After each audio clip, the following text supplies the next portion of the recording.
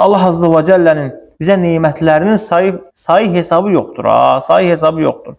Və in ta'udu ni'mətallah la tuhsuha. Əgər deyir Allahın nemətlərini saymağa başlasanız, onu sayıb qurtara bilməzsiniz. Sayın görün, sayıb qurtara bilərsiniz. Vallahi billahi sayıb qurtarmaq mümkün deyil. Sayıb qurtarmaq mümkün deyil. Ona görə əziz qardaşlar, nemətlərə görə Allaha şükr etmək lazımdır. Və Həsən el-Basri deyir ki, iki nemət var ki, çox insan onlara deyir, diqqət etmir.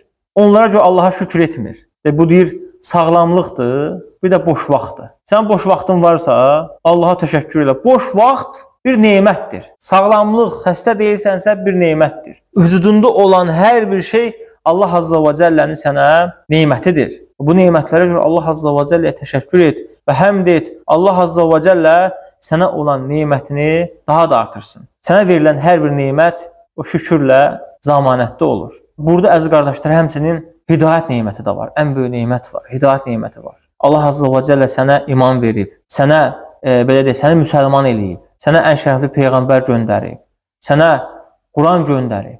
Bu da bir nemətdir. Bu nemətin qarşılığını da Allah Azza və Cəlləyə verməlisən.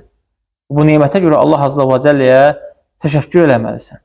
Əgər təşəkkür eləməsən, Allah Azza və Cəllənin sənə olan neməti azalacaqdır.